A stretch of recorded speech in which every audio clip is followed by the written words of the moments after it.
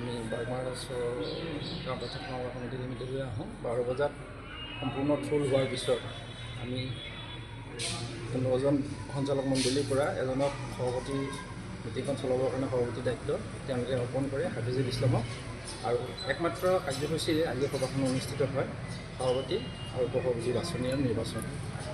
প্ৰথমতে এজনক মছুদ্দিনক নামটো এজনে প্ৰস্তাৱ কৰে, এজন সঞ্চালক মণ্ডলীয়ে, আৰু এজনে সমৰ্থন কৰে। আৰু দ্বিতীয়টো প্ৰস্তাৱো আহে সভাপতি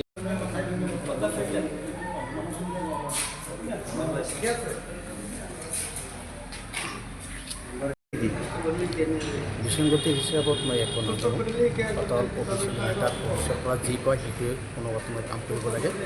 আগতে যিহেতু এটা মিটিং হৈ গৈছিল, সেইটো প্ৰচেছ অলপ মিটিং ঠিক নোহোৱাৰ কাৰণে এইটো অলপ বাহিৰত কৰিছিল। যদিও আজি 30 তাৰিখত নতুনকৈ এখন সঞ্চালক মণ্ডলীৰ সভাপতি আৰু উপসভাপতি বাছনি সংক্ৰান্ত এখন সভা পাতিছিলোঁ। আজি শান্তিপূৰ্ণভাৱে সভাখন অনুষ্ঠিত হৈ গ'ল। আজি কোনো সমবায় সমিতিৰ তৰফৰ পৰা বা ৰাইজৰ তৰফৰ পৰা কোনো বিসংগতি অহা নাই? নাই, আজি কোনো ধৰণৰ বিসংগতি অহা নাই। কি ক'ব, অনাগত দিনত আপোনালোকে আছিলে, এতিয়া ধৰক আপোনাৰ লগত যিখন সভাপতি হৈ আহিছে, অনাগত দিনত ৰাইজৰ কাৰণে সমবায়খন লৈ কি কৰিব? যি হওক, অনাগত দিনত চৰকাৰে যি ধৰণৰ বস্তুখিনি আৱৰ্তন দিয়ে বা যি ধৰণৰ যোগান ধৰে, ঠিক সেই অনুপাতে আমি যোগান ধৰিম। বা অনাগত দিনত যেনেকৈ সমবায়টো চলাব লাগে আমি ঠিক চেয়াৰমেনৰ তৰফত নৱনিৰ্বাচিত সভাপতিজনৰ নাম কি? মছুৰুদ্দিন আহমেদ। সৰ্বমুঠ সমিতি কিমান জন হ'ব? সৰ্বমুঠ 15জন সদস্য, তাৰে এজন SC আৰু 2জন মহিলা কোটাৰ কাৰণে আছিল আৰু 12জন জেনেৰেল। পূৰ্বতেও আপুনি আছিলে? যিয়ে নহওক, যোৱা 29 ডিচেম্বৰ 2024 মোৰ সাধাৰণ নিৰ্বাচন হোৱাৰ পিছত 31 তাৰিখত আমি যেতিয়া কাউণ্টিং হয়, হয়তো আমাৰ অফিচিয়েলিভাৱে অলপ প্ৰচিডিং লেট হোৱাৰ কাৰণে আমি যোৱা 10 তাৰিখ আমাৰ মিটিংখন মাতি দিছিল। 11 তাৰিখত আমাৰ এখন নতুন সমিতি হৈছিল, মোক জনাইছিল, কিন্তু আচলতে নতুন বাইল' মতে 7 দিন আগত জাননী দিব লাগে।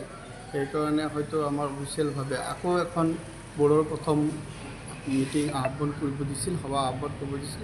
আজি 30 তাৰিখত এই নতুন প্ৰথম বৈঠকখন হৈ গ'ল। যোৱা সভাতো মোক সভাপতি হিচাপে আমাৰ সঞ্চালক মণ্ডলীয়ে প্ৰস্তাৱ আৰু সমৰ্থনৰ মাজত কৰিছিল।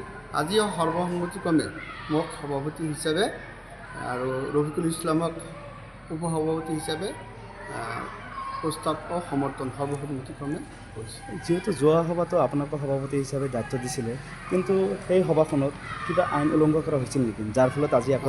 সেইটো মই ইমান জ্ঞাত নহয়, কিন্তু আগৰ একমতে 7 দিনৰ ভিতৰত হ'লে হয়। কিন্তু পিছত দেখা গ'ল যে যিটো এডপ্ট হৈছিল মডেল বাইল' এডপ্ট হৈছিল, আমাৰ প্ৰতিপক্ষই আবেদন জনোৱাৰ কাৰণে যে ইহঁতৰ সময় কম হৈছিল, সেইকাৰণে আকৌ আমি এখন সভা মাতি প্ৰথম বৈঠকখন আজি হৈ গ'ল 30 জানুৱাৰী। আৰু এই 30 জানুৱাৰীতো মোক সভাপতি হিচাপে সৰ্বসন্মতিক্ৰমে, সিদিনা হয়তো 10জনে কৰিছিল, আজি সৰ্বসন্মতিক্ৰমে মোক সভাপতি হিচাপে দায়িত্ব দিছে। আজি কোনো ৰাইজৰ ফালৰ পৰা বা আপোনালোকৰ সমিতিৰ ফালৰ পৰা কোনো ধৰণৰ বিসংগতি অহা নাই? নাই। কি ক'ব, ৰাইজক কি বাৰ্তা দিব? আৰু সমবায়ৰ কাৰণে বিগত দিনত যিমানবোৰ হৈ আহিছে, অনাগত দিনত আপুনি কি কৰিব? মই আমাৰ বৰ্ড অফ ডিৰেক্টৰৰ লগত ৰাখি ৰাইজৰ পৰামৰ্শ লৈ কেনেকৈ সমবায়খন উন্নত কৰা যায় বা আমাৰ বিসংগতিবিলাক দূৰ কৰা যায়, তাৰে আমি নতুন বুদ্ধিয়ে চেষ্টা চলাম। কেইজনীয়া সমিতিটো? 15 15জনী।